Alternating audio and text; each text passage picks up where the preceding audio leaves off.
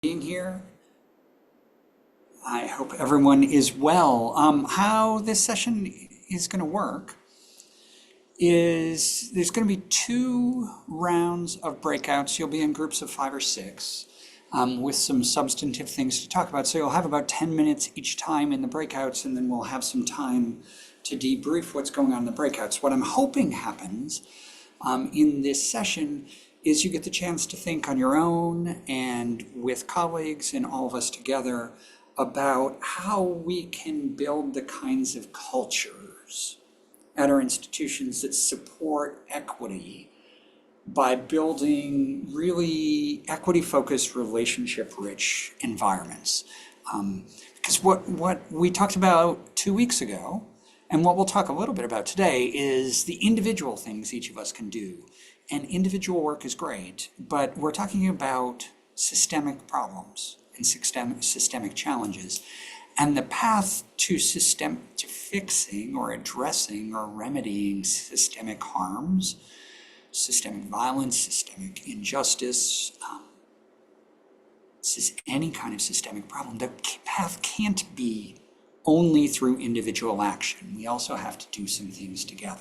So what I'm hoping to do is give us all some chance to think together about what we can do, what we do already, and then what we can do together to really support students and each other systemically so that our institutions can become more equitable. So that's sort of where we're going. Again, 2 big rounds of breakouts and discussions with much less than last time me talk.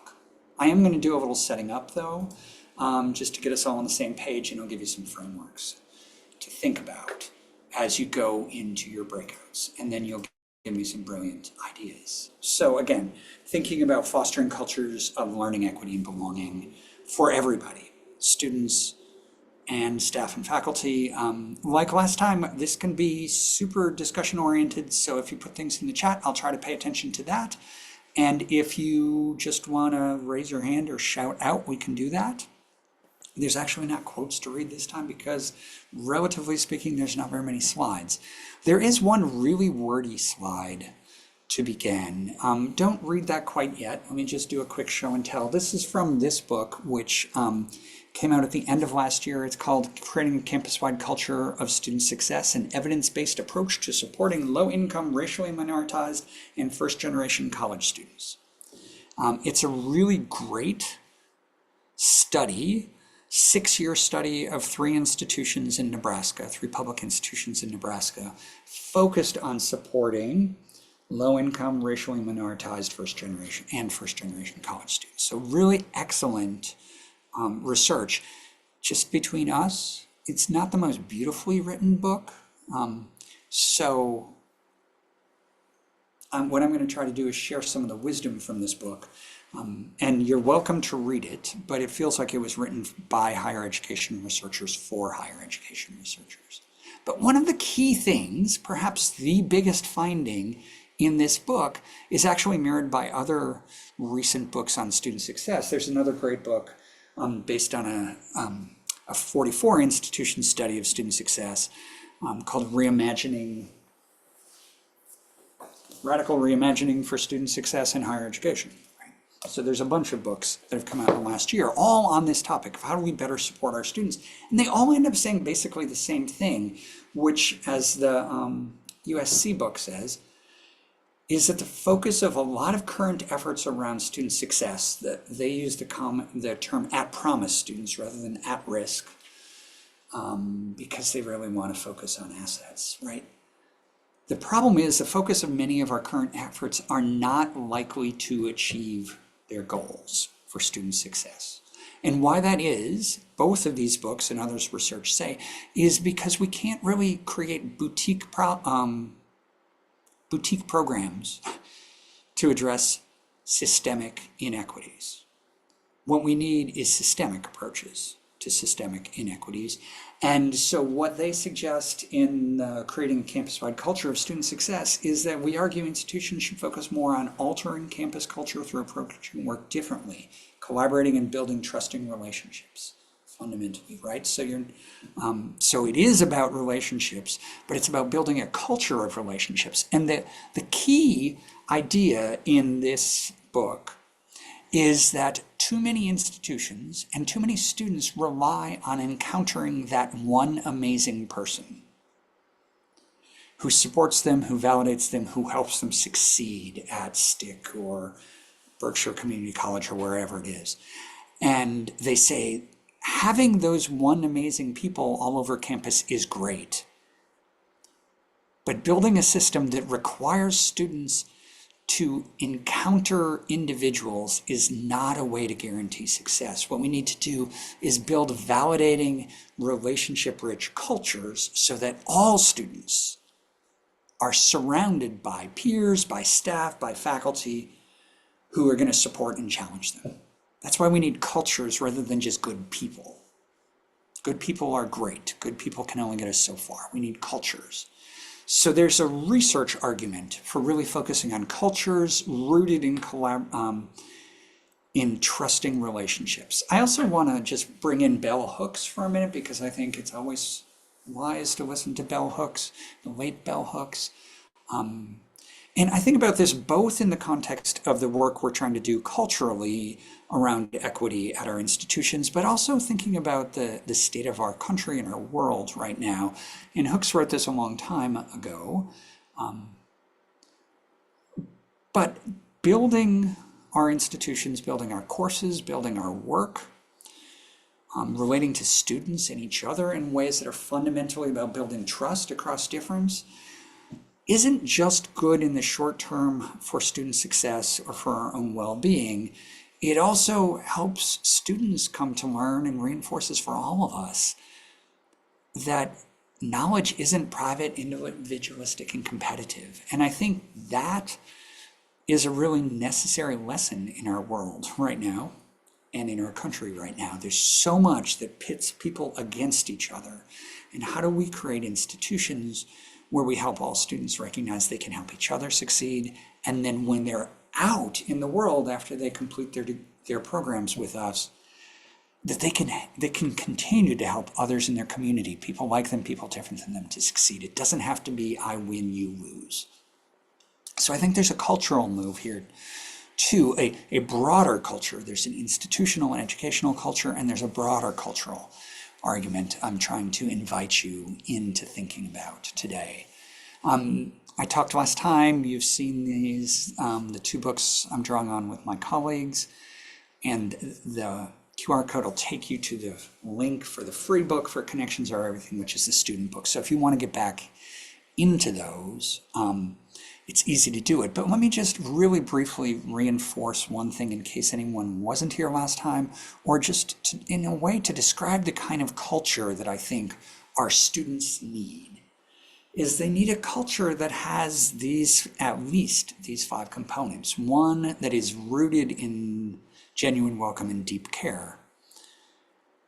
That's just a foundational need for all our students. It's actually, I think, a foundational need for staff and faculty as well. We need a culture where everyone experiences this.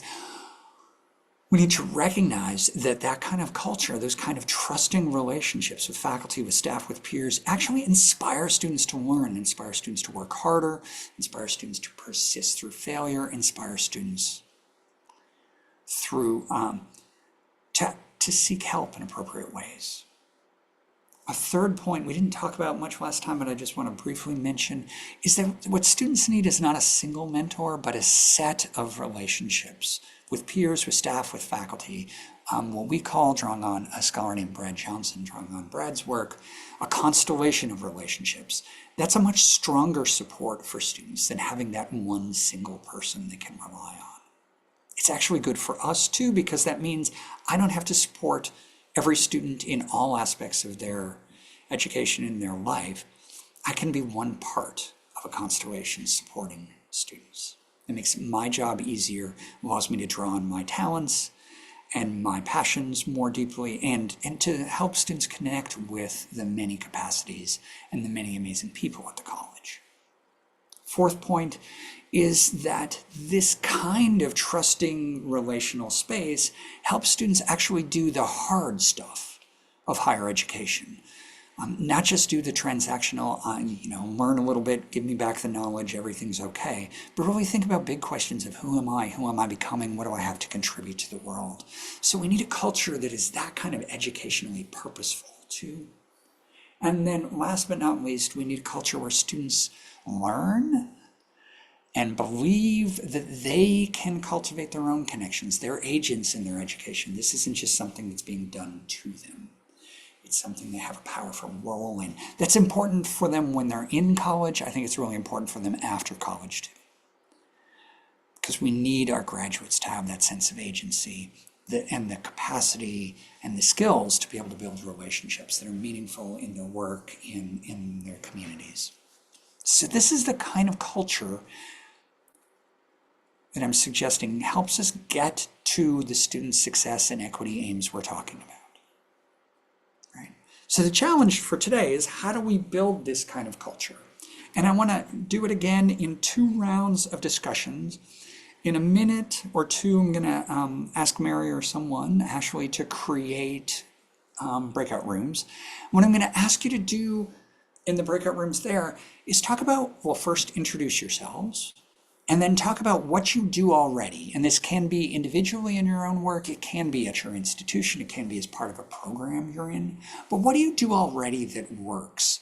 And I want to introduce you to a set of 3 questions that we draw on a bit in Connections Are Everything that might be helpful as you're thinking about what you do and how you can do this work really well. Because what we've found, what the research suggests, is our students, especially first-generation students, need to understand 3 things about educational relationships, or need to develop 3 things. First, they have to develop their understanding. They need to learn that relationships matter for their learning, for their belonging, for their success. Many first-generation students in particular don't know that. They come in expecting college to be something you have to do on your own, and thinking all of the interactive stuff we might be doing in our classes is a waste of time, right? So if we don't help them learn and understand that relationships matter for their well-being, their belonging, their learning, their success, they're going to resist, right? Then we have to help them learn strategies, because it might be nice to say, well, yeah, it's really helpful. Actually, the research says you do better as a student if you're in a study group, but I don't know how to do a study group. I've never been in a study group before. Or you said, Professor Felton, that it's good to give feedback on each other's drafts. I don't know how to do that. Or, as my own child, I couldn't believe when she was a first-year student, she called me one day and said, how do you do office hours? I'm like, oh my God, you've been in my office 1,000 times. You know how to go to, anyways. But how do you do something like, how do you approach office hours? How do you think about that? So we have to help students not just understand that these relationships matter, but then learn strategies. And then finally, we have to help them develop the courage and the capacity to act on those things. I was interviewing a student last summer, and she talked about, a community college student, she talked about knowing she needed to go talk to her professor. This was a face-to-face class. Knowing where his office was, knowing when his office hours were, and multiple times walking down the hallway past his office and not being brave enough to stop. So we have to help students get through the fear, get through the embarrassment, get through the pride, get through whatever it is that's preventing them from acting on these things. So I'm going to ask you to go into breakout rooms and to talk about these things. Talk about your strengths and what you do already that really works. And if you're thinking about this understand, learn, act, are there gaps maybe in what you do too, or where are your strengths? Before you go into the groups, any questions, comments, concerns?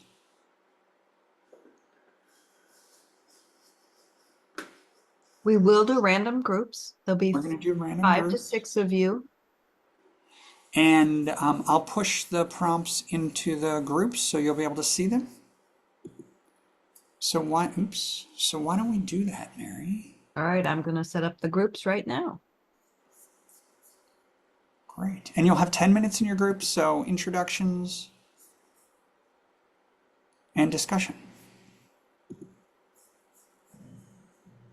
And I'm going to pause this. I hope you had a productive group conversation, and I hope the best ideas weren't cut off just as we were wrapping up. If there was someone you're going to be in groups again, and not before too long, but they're going to be different groups. So if there's someone you were talking to who you want to keep talking to, I really encourage you to use the chat. And you can be public about it and say, hey, Susan, I want to keep talking, or you can be private about it and send a private message to that person and then continue the conversation later.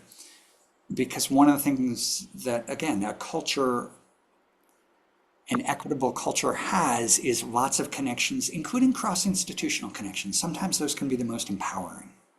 So I'm curious what you talked about in your group, if there were insights or really great practices or ideas or important questions that came up in your group. There were 13 groups, so I don't want to go around and say group 1, what did you do? Group 3, what did you do? But I'm curious if anyone's willing to talk about something they learned, something they heard, a question that they thought was important that came up in the group. And you can do it in the chat, you can raise your hand, just so we have a sequence of people. And maybe I'm going to embarrass Susan because she came back and said, oh man, we were having this great conversation. And so, Susan, if you're willing, what's something great about your conversation? No, we're just talking about different strategies and how do you connect with students and what are different strategies that campuses are using, including for students who are on campus and online. Mm-hmm. And one thing I thought was really great from Westfield State is doing a scavenger hunt. And I'm like, well, how can you incorporate that online as well? And they came up like, well, on your webpage, where do you go for this? So where do you go for that? And then, also like she had something that was like roll out the red carpet, and she would really roll out the red carpet outside a classroom. I'm like, well, how can we include that for online people? And then I was thinking, well, why not do something like the Publisher Clearinghouse? What if you just like show up and totally shock people, or, with some sort of surprise or something. And then we talked about some things like maybe like a profile for your department. So like I work in STEM, so maybe like have like a Facebook type of profile so students can get to interact with each other and feel comfortable, and then feel more comfortable to, after meeting out people on campus, and at least your department, they can lead on them, tutoring idea, sharing. I don't know. Oh, that's fabulous. So thank you. Thank you, thank you. And Barb shared in the chat, I think it's Arizona State University's video clip about office hours, which is funny and accessible to students and has a great acronym. And all things that are important have to have good acronyms these days, so that's good. Other insights, other ideas, other questions, other concerns that came up in the groups you want to raise up?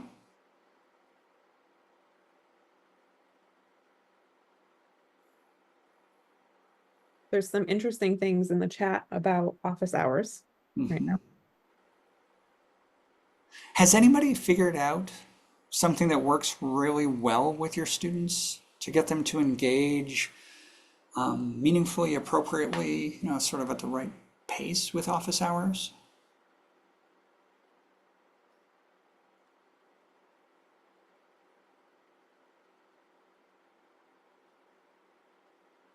This is a tiny thing, but I changed my office hours in the syllabus to drop-in hours. And while that was a very minimal change, I had quite a few more students show up that semester. Huh. Well, it's pretty clear what you're supposed to do in drop-in hours, right?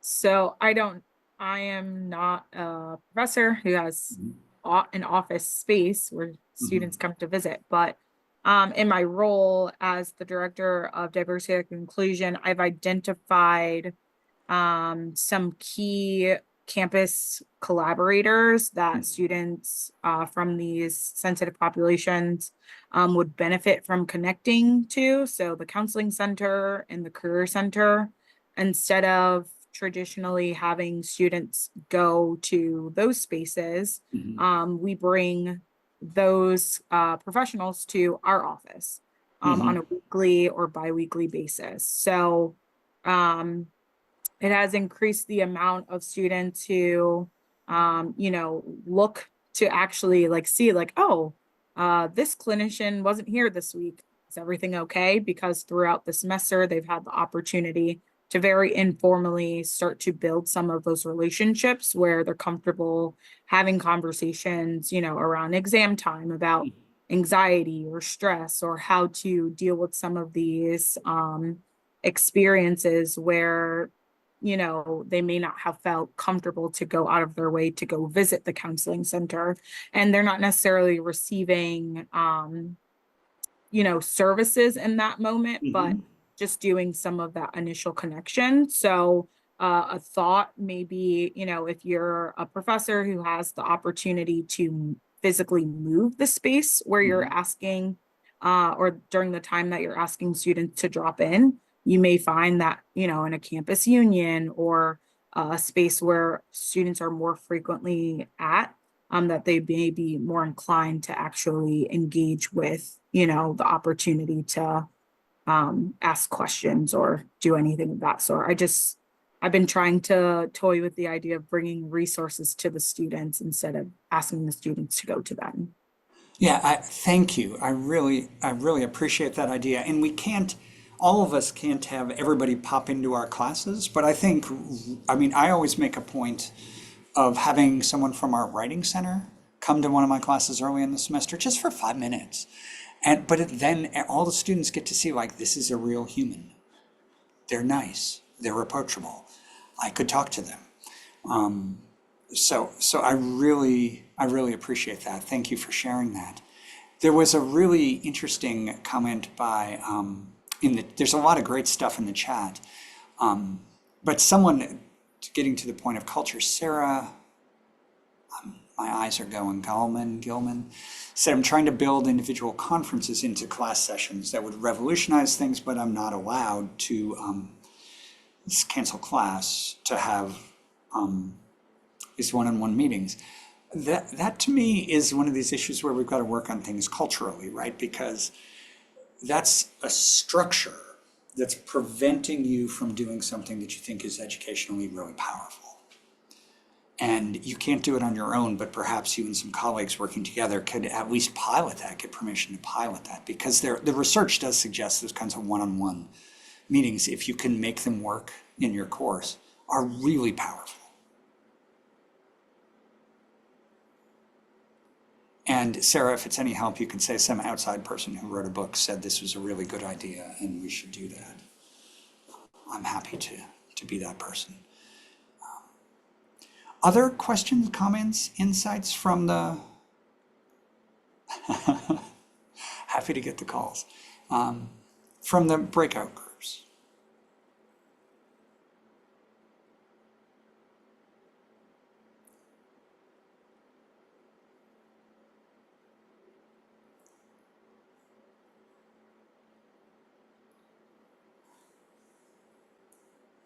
Well, I have one, which is I want to go to Eric's class, because if he has Halloween horror office hours, it's like, you win.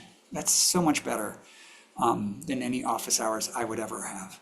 So, yeah, maybe we should call them like horror hours. This whole drop-in hours, maybe that's too nice. We need to. But I like the idea of being playful and being human with students in these ways. So, the point this round, in some ways, bringing food, having them bring food.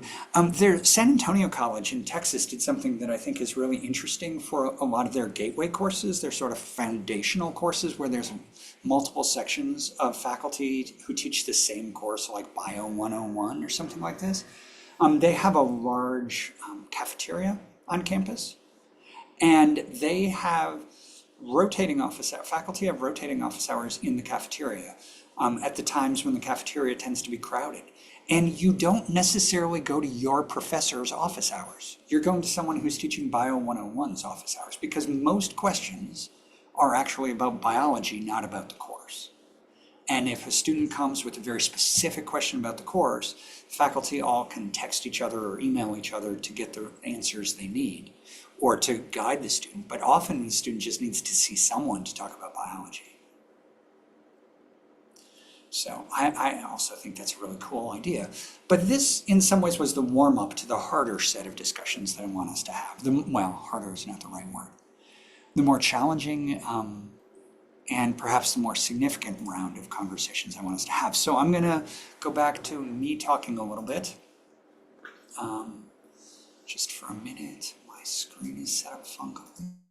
So this is what you were doing before. And when we met 2 weeks ago, you had a lot of really great practices that do these kinds of things. We've talked about some of them. You know, really being clear with students about the value of relationships, like why do we have office hours? What would we do in these one-on-ones? Doing what you can to build trust and to model care with students, and then really to design their courses. So to Sarah's point about designing conferences into the syllabus. So this isn't one-on-one things aren't something that happen by chance with students, but every student gets that experience. So really thinking about those things. But I want to shift the conversation from individual action towards thinking about culture. Because, and I want to be clear again, what individuals do matters a lot. What you do matters a lot for students. But we cannot individually solve systemic problems. We need to build systems, cultures, policies, practices that are larger than individual scale to really support our students and get to the equitable goals we need. And the good news is having trusting relationships and developing trusting relationships nurtures that kind of equitable culture. So the challenge that I want you to talk about next, well, and one benefit of this too, this is from Becca Pope Rourke's book about faculty burnout. It's a really excellent book if you don't know it. It's in the slides, in the citations. And notice what she's saying, which is that it's not just students who benefit from belonging in community and social support. It's faculty and staff too. So if we build this kind of community, this kind of culture, that is a culture of care and connection and relationships, that's not only good for our students, it's good for us. So the question is, and you're going to go back into it, well, you're going to go into a different breakout group. I'm going to give you a little more time. This is a little harder of a question. And I want you to think of yourself in whatever role you occupy, whether you're a staff member, a faculty member, or something else, as a culture shaping actor. Now, the culture you might be shaping might be the culture of your particular program. You may not feel like you can shape the culture of the whole campus, the whole institution. Or maybe you could see yourself, maybe you're in a committee or you're in some governance position, you have a leadership role in some way, or you're an informal leader in some way. So maybe you can have a broader vision. But this is not just what do I do, but how do I, as a culture shaping actor, contribute to departments, to programs, to institutions where everyone understands that relationships matter. And that's for students, but that's also for staff and faculty. Where everyone learns and builds these kinds of equitable strategies for building equitable relationships, and where everyone acts in the ways that allow these relationships to develop. So to Sarah's point about policies that don't allow one-on-one conferences, how do we help administrators who make those kinds of policies understand that that there's benefits to one-on-one conferences, understand how those strategies work, and feel brave enough to say, we're going to trust faculty enough to do this. Right. So what I want to encourage you to do, you're going to have 12, 13 minutes in your group, is to talk again from your own perspective as a culture shaping actor. I'm not expecting you're all going to get to the same place or you're all in the same role, but what do you think you can do to build a culture in your program, in your department, at your institution, that is really rooted in these kinds of trusting, equitable relationships? Does that make sense as a prompt to people? if it does, Mary, let's have them go at it. And then I'm really curious to hear what people. Before we open discuss. the rooms too, I just popped the slides again, the link to the slides in the chat. So if you do want to open this up so you can view the prompt on your own, I know we've been trying to send it out, but I think that they disappear after a couple seconds for you. So you can open the slides, or if you just want to take a shot with your phone, a picture of it quick, that might be a quicker way to do it, just so that way you have this in front of you. Are we ready? I think we are. Okay. Okay, have a good discussion, introduce yourself, share the time, talk about what's possible. Hope you had a good second round discussion. No need to compare which group was better. Both groups were awesome. If you were connecting with someone in that group or there was a conversation you want to continue, again, I encourage you to use the chat or some other way to stay connected with your colleagues, because especially culture work can't be done alone. It's something we've got to do together. So I'm curious, again, like last time, were there insights, were there challenges, were there really good practices that came up in the small group as you talked about trying as a culture building agent to affect the culture in your department, your program, at your institution? Anything anyone would be willing to share? Question, challenge, problem, insight, brilliance. You also can say, my colleague said something really great, and then they have to talk. So that's a really good thing, so you could put in the chat, I don't know, Aaron said something amazing, you should make Aaron talk, or whatever it is. So I can take a stab at this. Please. So Derek from HGC. So one of the things that I had on my mind, and this is probably because I have been in probably higher ed for about 5 years in a full-time role after my undergrad experience, but kind of challenging and really examining our policies to understand where they derive from, what did they, why are they still in existence? Are they still serving our students? Who were they supposed to be serving? Because I think we do have a habit, and I say this kind of as higher ed as a whole, of just maintaining traditional structures for the sake of the academy. And sometimes we're not realizing that the same policies that were in place 100 years ago, 80 years ago, 50 years ago, 60 years ago, whatever it may be, it's like higher ed changes like every 5 years. Like we've had to deal with the effects of affirmative action. We've had to deal with the effects of Roe v. versus Wade. We are constantly dealing with so many things, and to have policies that are not being examined normally on a regular basis that do affect, funding, allocation. They affect the way that we, accept, deny, recommend, refer, whatever resources we do have campus. They affect a lot of different things that the way our students are going to experience and navigate our institutions. So if we're not even looking at the policies that we do have in place or challenging them, and a colleague of mine, I forget, she's somewhere here, she said something so great, but like challenging it respectfully, because we do have to try to make sure that, we're acting strategically in a landscape that is very political at times, for whatever reason it may be, like being strategic for our bottom line of our students. But yeah, just challenging and examining why we do the things we do, and not just acting in a format of, just day by day, like zombies acting within this paradigm.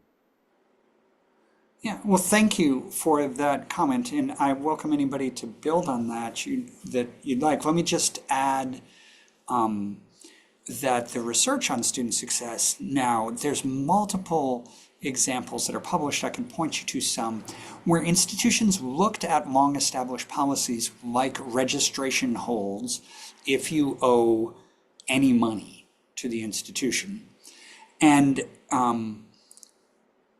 the University of Missouri did this study several years ago, and there was a shocking number of students at the University of Missouri, hundreds and hundreds of students who were being banned from registering until they paid fines that they owed the university in some way.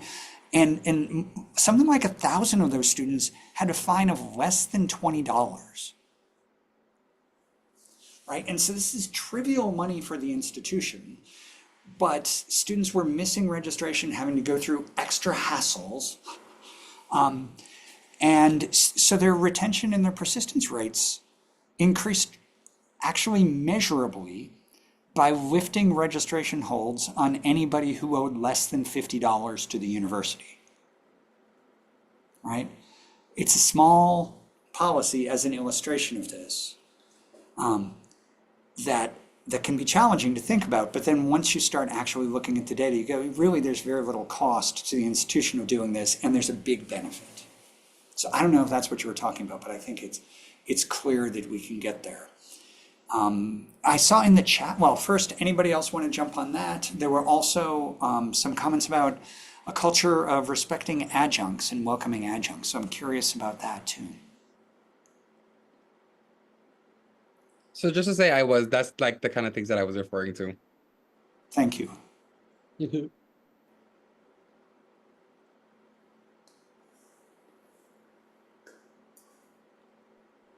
Patricia, were you wanting to jump in, or were you just? Sure. I do and waving my hands around all the time. Yes, our group talked about that a lot, and I found it very meaningful for me as someone who's been an adjunct for 12 years.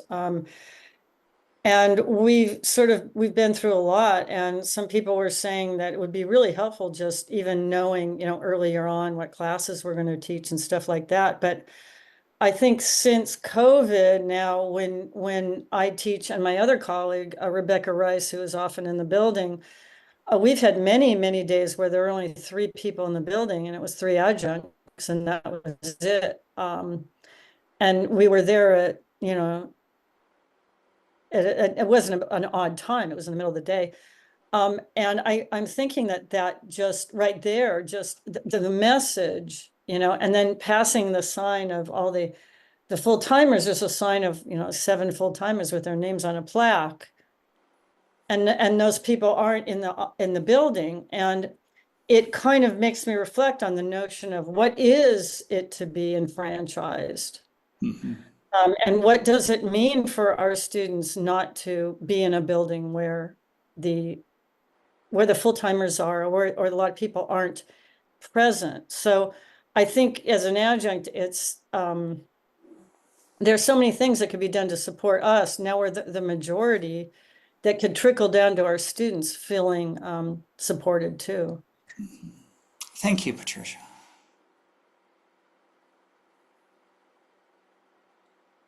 Greg, go ahead. You have your hand up. Yeah, thanks. I've been trying to figure out exactly how to put this into words. And unfortunately, it's not a positive thing. But the group that I was with, so, for me personally, within my department, and, there's how many? There's 80 of us here. So let's try to keep this between the 80 of us, right? No, my department doesn't get along. And it's really, really challenging. And then we were like, all of us were really pretty quiet most of us were pretty quiet for a bit. And then, somebody spoke up about being a younger person on campus and being in a position of having to educate people who are their seniors, supervisors, what have you. And while I'm not a younger person, I'm often in that position, like I'm trans and queer, and I am the most marginalized person in my department, which isn't saying much because I'm, pretty much read as a cis white guy most of the time in the world, right? But I am in a position of having to educate people or having to defend people, and it, it results in a hostile environment. It makes it, like people are very supportive of me, and I get lovely emails and whatever. But always having to be ready to educate is hard, and being the one on the outside is hard. Yeah. Thank you, Greg, for sharing that. And I'm sorry. I don't want to be the person who's like, but there's a solution that's easy. At the same time, the research says what most sustains faculty throughout their career is not departments or formal structures. It's informal significant networks of trusted peers. And so one thing, and I'm happy to point you to the research on this, that that sometimes we have a very sort of bureaucratic read to who our colleagues are and who our peers are on the at an institution, and it has to be within a department or some sort of organizational chart structure. And I think sometimes it can be powerful to say, no, what we need to do is build communities of trusting peers within the institution. And there's Parker Palmer, is a sociologist, who has a beautiful article called Toward a Movement Model of Change in Higher Education. The article's actually called Divided No More, Toward a Movement Model of Change in Higher Education. And it is probably older than a few of the people in this room, because I think it was published in 1994. But part of what he says is that most of the ways we think about change, well, he doesn't say this, he writes this, but most of the ways we think about change and approach change in higher education are bureaucratic fundamentally. They're about organizational structures and all this. And he said there's other ways that change happens, and he uses the Black civil rights movement and the feminist movement in the US as examples of another non-bureaucratic approach to change, which starts with communities of committed individuals working together to develop shared language and shared courage and shared power that they then can take outside their small group into broader structures to lead to cultural change. So I'm not in any way suggesting that's easy or simple, but it might be helpful as a way to think about change, because if we think only about what are the administrators doing, or how do we bend the policies, perhaps sometimes that can feel futile. Kyle, you wanted to jump in. I was just thinking, like, this is one of those moments where you start bringing all the yarn together and to make the ball. But last week when we were actually at STIC and I was talking to Sandra, and then Derek, who just spoke, I was in that group with him, and then the individuals who just Greg. I think one of the things that for me is when we were talking, and I had said that, one thing that I do to try to teach students is how to question authority respectfully by still being it. But more importantly, it is that I have to be the example. I have to be the advocate and the ally to people. And so that for me, Greg, when you were speaking is that as a colleague of yours, and I'm not saying your colleagues don't do this, I'm saying that if I was, that it's where do I stand with you, and when do I need to stand with you, in front of you, behind you, and be your advocate and ally. And I think a lot of times that risk is the scariest thing, but I have a level of privilege that I take for granted. I always have to be aware of what my privilege is in the room and what capital I have that I am willing to risk.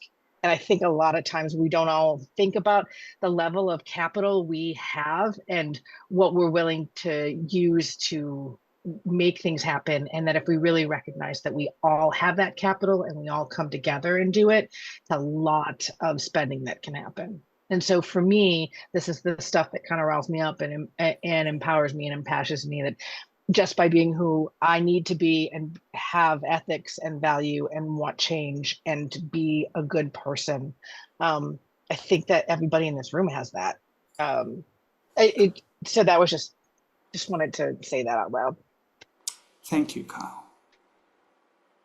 Was there someone else who was trying to speak?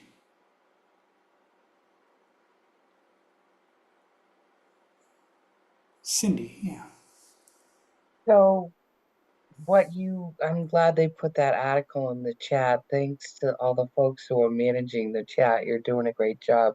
And I would like to just say that I am having so much fun just seeing everybody from my table on Tuesday. I feel like we're old friends, and it's really nice to see everybody. But before you spoke about the PACA article, Peter, I was going to put it back to you, because a lot of us have been having discussions about, those of us who are here and really invested in this type of a training, we want this type of change, we want this type of collaboration. But when we think about really the system of higher ed that's broken and how it's so challenging to even think about making small, minor changes in that.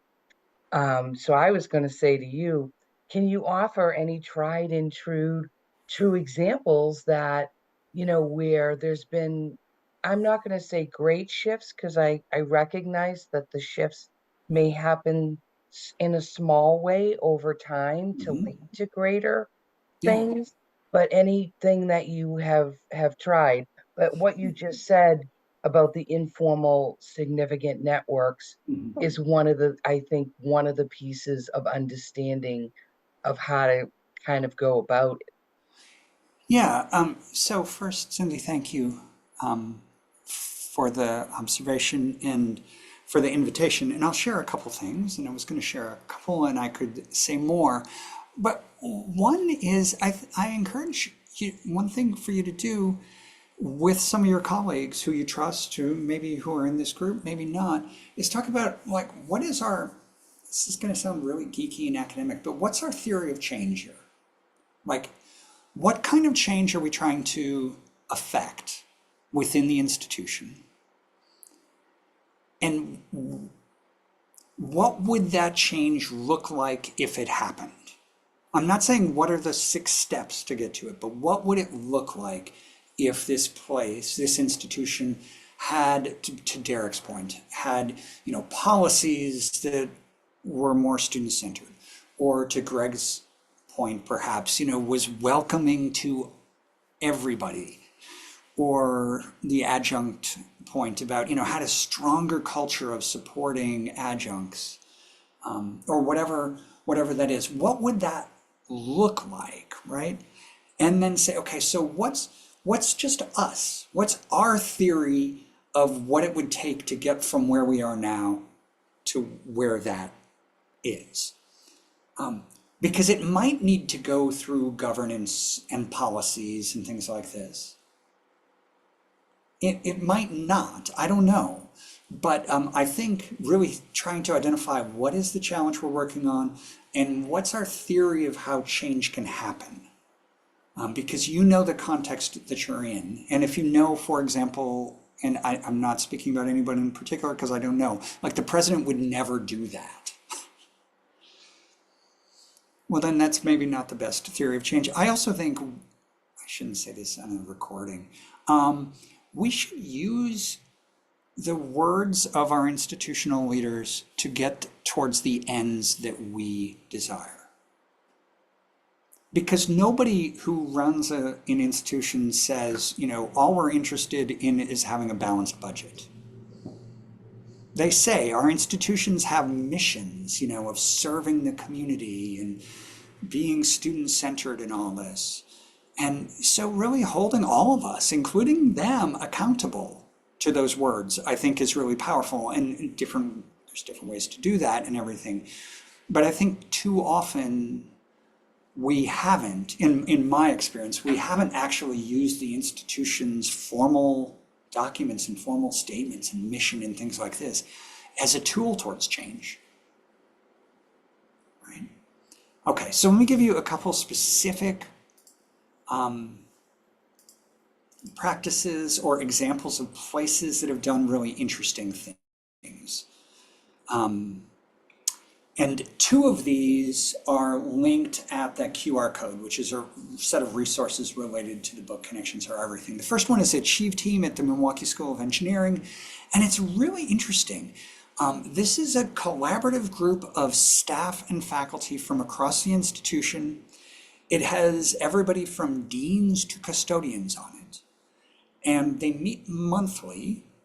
And their task every month is, how do we make this place more relational in support of equity and students?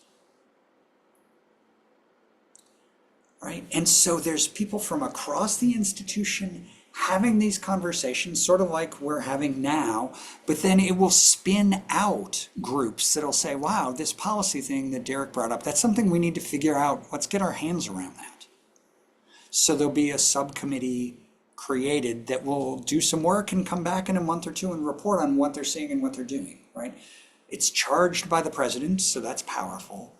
But it's actually a group that's meant to look at the institution, because I think one of the problems many of our institutions have is we only have bureaucratic ways of looking at our institutions. And those bureaucratic ways tend, because of how they work, to be super status quo oriented. So having this thing, Achieve Team, how can we be better, is one example. A second one is the Connection Challenge at Oakton College. And in Relationship Rich Education, which all of you have, Mary tells me, we profile something else. It was called Oakton Community College when we wrote that book, something called the Persistence Project. And I want to just call it out here, and then I'll tell you about the Connection Challenge. But the Persistence Project is brilliant, and it was developed by faculty in a program like this. And it was developed, the lead faculty member taught philosophy and humanities for a long time at Oakton. And she said, you know, the institution talks a lot, the administrators talk a lot about persistence, semester to semester persistence, and about equity and things like this. But we as faculty don't feel like we have anything we can do about that. There's no role for us. So the faculty created this thing. It's formally, not formerly, it was called the Faculty Project on Student Persistence. There were no incentives for being part of it. There were no requirement to be part of it. Faculty chose to opt in or not. And if you opted in, what you did is in at least one section you taught each term, you would do 4 things in the first 3 weeks of the semester. You would try to learn and use students' names. You would try to have students do work that you were giving them formative, success-oriented feedback on. You would talk with them in positive ways and in connecting ways about resources at the institution to support them. And you would have a one-on-one meeting with each student, just to get to know each student. Now, the data on the Persistence Project is ridiculous in positive ways. Black male students who are part of Persistence Project sections are persist semester to semester at Oakton at 25% higher rate than Black male students who are not in Persistence Project. The overall persistence increase is about 8 to 10% for students. So it's huge impact. It's a lot of investment in faculty time, right? Especially the one-on-one meetings. So they tried a number of things. You can spread the one-on-one meetings out over the course of the semester. The effect went away. They tried, it's optional, you have one-on-one meetings, effect goes away. They tried, you have to meet with someone at the college in the first 3 weeks, the effect goes away. It's one-on-one meetings with faculty. In some ways, it goes back to the point about how do you do conferences? Because what they really need to do is cancel class and have some one-on-one meetings. But Holly Graff, one of the faculty leads of it, said, and this is in Relationship Rich Education, there's just a huge difference between getting to know some of your students and getting to know all of your students. So anyways, that's an example of faculty-led, non-bureaucratic change. Now, out of that came a ton of faculty and staff energy around persistence and connection and all this. So last year they launched this thing, the Connection Challenge. And all it is, any faculty or staff member can do it. It's completely voluntary, and it's based on the Surgeon General's 5 for 5 Connection Challenge. And the idea is in a week of your choice, you commit to reaching out to 5 students who you wouldn't ordinarily have connected with that week. You get to define how you reach out to them. You get to define about what. You get to define who they are. You know, these might be students who aren't attending class. They might be students from a past semester. It doesn't really matter. And the point is just to try to build cultures of connection. The Surgeon General's report, 5 for 5 Challenge, I'll put a link to it in the chat. It's really powerful work. And that is just about challenging people for a week, for 5 days, to do 5 different things to connect them with someone else. And the 5 for 5 Challenge from the Surgeon General has been demonstrated through research to lead to people feeling less lonely and feeling more connected. And the Surgeon General's report on social connection and their social isolation and loneliness is really powerful. It's really depressing about how serious an issue this is. Let me put in the chat a link to the Surgeon General's report. It's there. So anyways, I don't know, Cindy, if that gets to everything, but there's sort of institutional authorized things like the Achieve team. There's things like the Persistence Project, which is faculty generated and faculty run. The Connection Challenge is now sort of a president's thing at Oakton. But I love how it creates this sort of culture of, we're going to do this, but you're not required to do it. You're not required to do it right now. It's a bad week for me. I can't do it, but you can do it. But it builds a culture where people just start reaching out, and not to the easiest places, but to more challenging places, to connect in more challenging ways. The last thing I want to do now, recognizing we're just about out of time, is if everyone could just take a minute, recognizing it's Tuesday at almost 7:30, and jot down, one idea or two that resonate with you most. What do you want to do on your own? What is something you can do about culture? And or did you meet or hear from someone who you want to connect with further? And if so, who's that? So just take a minute to do that for yourself.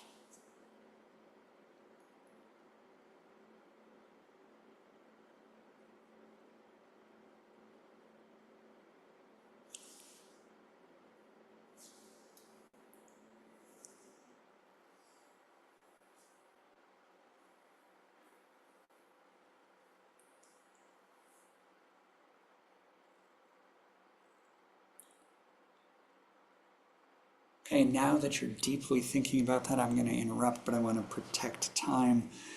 And just three things to close. One, what I was talking about today, what we've been doing is building on these resources. You have the slides. So I encourage you to draw on the work of lots of smart people in this room and outside this room right now. The last thing, besides thank you for your engagement, and I hope this has been really helpful, is another lesson from people like Bell Hooks and Parker Palmer, which is that culture is not a thing that exists out there. It's a set of practices. And so the way to build a more relational culture, a more equitable culture, a more student-centered culture is for us to act together. And that's why I really like those connection challenges as an idea, because they build the culture of this is a place where we connect with each other. And when you have that, then students start feeling that, and your staff colleagues, your adjunct colleagues are feeling that, and it reinforces. You can create what some social scientists call virtuous cycles, where it becomes easier and easier to connect because there's an expectation that, of course, we're going to connect. That's not easy to get to, but I encourage you to try to work on that. I can hang around for a couple minutes if people want to just chat informally, but I want to recognize it's evening time. Liza's got someone who wants to see her, and I would love to meet them. So thank you all very much for having me again. Have a wonderful summer. Happy to keep chatting if you'd like. Thank you, Peter. On behalf of all of our equity leaders and guides, we'd like to thank you for your work here. I did put the survey for everyone in the chat. And for those who are joining us in person on Monday at 8 a.m. sharp at the STIC campus, be sure you wear your lapel pins, and we will have some light breakfast for you as well. And be ready to work with the Collaborative for Educational Services on courageous conversations. But thank you all, and we'll see you on Monday.